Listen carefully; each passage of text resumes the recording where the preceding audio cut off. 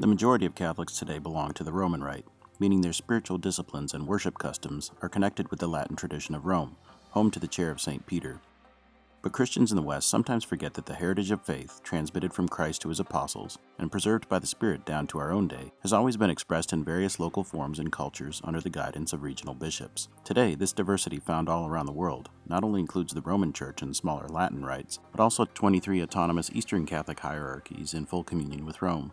These churches, which sprung from the Holy Land or near it, make the news today because of the extreme persecution they often have to endure.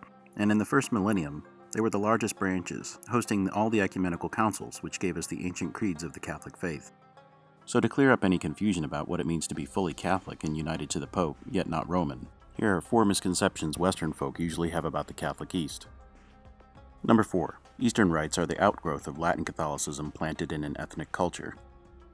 While it's true that many Eastern rites are connected to an ethnicity or a particular geography like Greece or the Middle East, this doesn't mean that they're the result of an experiment to accommodate Latin Catholicism in those cultures.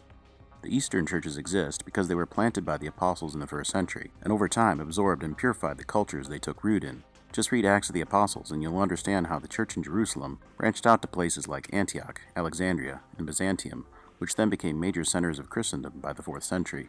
For example, St. Peter was bishop of Antioch before relocating to Rome, but other apostles such as St. Matthew and St. Thomas also helped to spread the Aramaic tradition of Antioch, with Thomas bringing his episcopal chair in Syriac liturgy all the way into India. Today in India, the Syro-Malabar and the Syro-Malankara Catholic churches trace their apostolic succession back to him. Pope St. John Paul II described, "The Eastern Catholic churches, together with the other churches of the East, are living witnesses of the traditions that date back through the Fathers to the Apostles. Their tradition is part of the divinely revealed heritage of the Universal Church." Number 3. The West is Latin, but the Eastern Church is Byzantine. This statement would be similar to a U.S. citizen describing his country as consisting of California and New York, and no other states. The 14 Byzantine Catholic churches together constitute the largest Eastern branch, and in ancient times, the Byzantine Empire centered in Constantinople expanded and exerted influence not only on other Eastern churches but Rome as well. But the diversity of the East, like the many colors of a stained glass window, is more complex. To simplify, the 23 self-governing churches today can be grouped into 5 non-Latin Catholic families: the Byzantine, centered in former Constantinople, the West Syriac from Antioch, the East Syriac or Chaldean from Antioch, the Armenian, and the Alexandrian. 6 particular mother churches within these families are highly organized and are led by patriarchs and synods united to the Pope. The Second Vatican Council proclaimed, "The Council solemnly declares that the churches of the East, as much as those of the West, have a full right and are duty-bound to rule themselves, each in accordance with its own established disciplines." Number 2. Eastern Catholics were formerly Orthodox. This is true for most Eastern Catholics, but not all. There were 3 lasting schisms in history that produced 3 non-Catholic Eastern groups, which still exist today and who possess 7 valid sacraments. The Assyrian Church of the East, which traces to the year 431, the Oriental Orthodox, who trace back to 451, and the larger Eastern Orthodox, who trace back to 1054.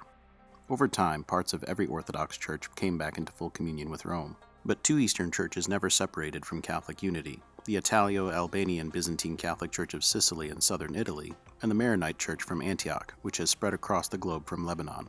For this reason, neither Eastern Rite has an equivalent Orthodox sister church. This unbroken fidelity is expressed in Maronite liturgy on the feast of Saints Peter and Paul. Our faith is the faith of Peter. The faith of Peter is our faith. Number 1. The Roman Rite is superior to Eastern rites. Unfortunately, there were times in history when Western clergy tried to impose Latin customs on the East, something which recent popes have condemned and made amends for. The Catechism referencing the Second Vatican Council makes clear, in faithful obedience to tradition, the Sacred Council declares that Holy Mother Church holds all lawfully recognized rites to be of equal right and dignity, and that she wishes to preserve them in the future and to foster them in every way. None of them is superior to the others as regards rite. The word rite means ritual, and in a narrow sense, refers to the liturgical, spiritual, theological, and canonical riches of each particular Catholic church. Eastern Catholic canon law affirms that the Bishop of Rome has supreme, full, immediate, and universal authority in the whole Catholic Church. But this doesn't mean that the Latin-derived customs and disciplines, which have varied over time and place, even in the West, are better suited than Eastern ones to express the mysteries of the Holy Catholic faith. In fact, in the first few centuries, the liturgy of Rome was similar to that of the East, in that it used Greek language and leavened bread for the Eucharist. Knowledge of the treasures of the Catholic East hopefully offer a teachable moment for all Christians. For Orthodox brothers and sisters, the Catholic East should show that universal communion with Rome is possible without compromising the uniqueness of their apostolic roots.